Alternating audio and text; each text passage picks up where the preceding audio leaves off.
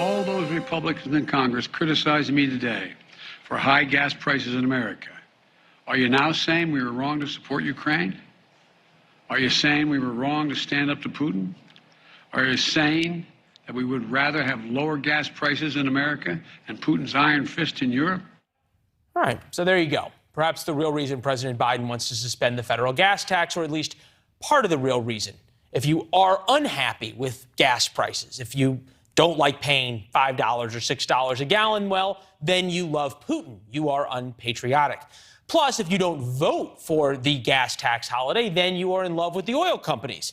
And if gas prices don't come down immediately, if Congress passes the gas tax holiday, then it's proof the oil companies are just greedy and profiting off of all of us, patriots who pay more because we believe in America and we want to punish Putin.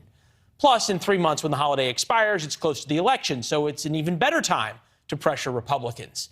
As we said, somebody wins with Mr. Biden's announcements today, just not you. Former Congressman Joe Walsh is with us from D.C. Forget Republicans. What does it say that Nancy Pelosi and Chuck Schumer both will not commit to bringing this to a vote? Hey, Leland, good to be with you, my friend. It says that this is a complete fail by this president. It's the federal gas tax holiday here that he's proposed, 3 months. It's bad policy, and it's just a flagrantly political move. It's not what the hardcore left wants to do. I mean, they want to go after the gas and oil companies, and it really won't deliver hardly anything for consumers. It's a fail, Leland, because President Biden's here, and he's kind of like desperate to just put something up against the wall. You've always really taken a hard line against Vladimir Putin, and I can't help but think that in the end, the real winner in all of this so far has been Vladimir Putin. Yeah, and Leland, it's for President Biden to tie 18 cents a gallon to you either support our policy in Ukraine or you don't, or you oppose Putin or you don't. Really disingenuous to tie those two issues. Inflation began well before Putin invaded Ukraine. Gas prices began to go up well before Putin invaded Ukraine. It's wrong of Biden to conflate the two, but Leland, Biden's in a tough spot because he did a lousy job from the beginning of explaining why we have inflation and high gas prices. Well, and for a while, he said we weren't going to have inflation, right? They said it was transitory, so don't worry about it.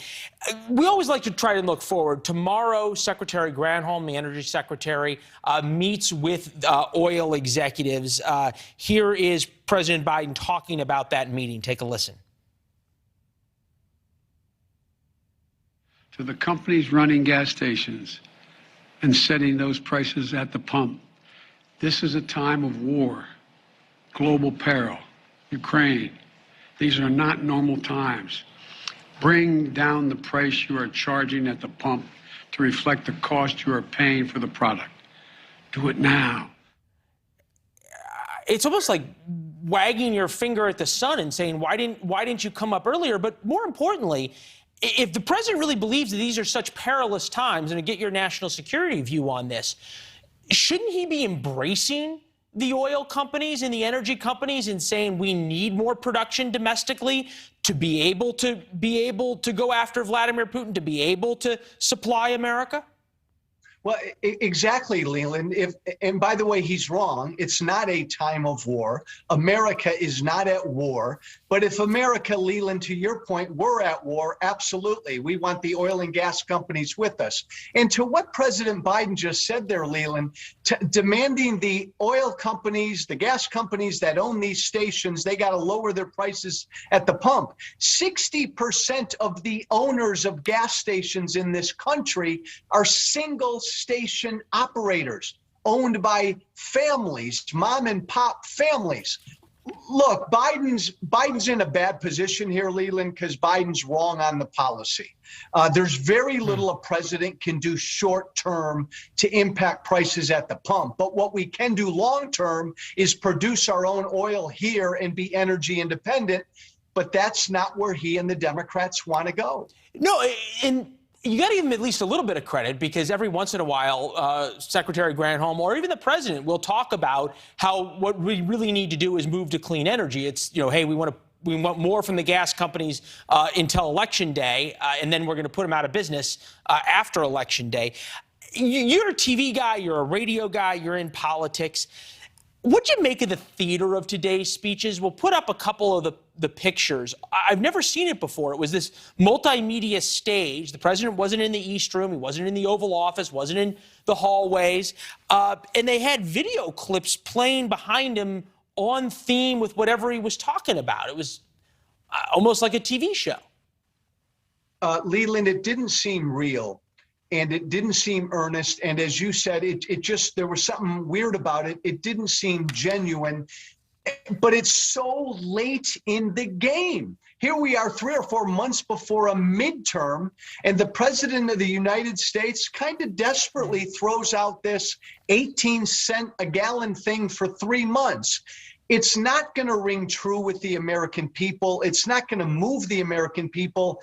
And look, I'm really down on today's Republican Party, but Republicans are in good standing, I think, not supporting this and instead talking about concrete long-term solutions. It's fascinating. When we were trying to figure out who to have as a guest today, your name came up because you're not in lockstep with today's Republican Party. You've been very critical of, you've been very supportive of President Biden. Surprising as we have this conversation where you're coming down on this. And this is why I want to get to the next question. Last night we had Bill O'Reilly on the program, and we talked about whether high gas prices was either a failure by the Biden administration and just sort of a sign of incompetence, as you pointed out, or it was this hidden success. They kind of enjoy high gas prices because they can then talk about moving to clean energy. And Debbie Stabenow of Michigan can talk about how much she likes having her electric car. Which one do you come down on?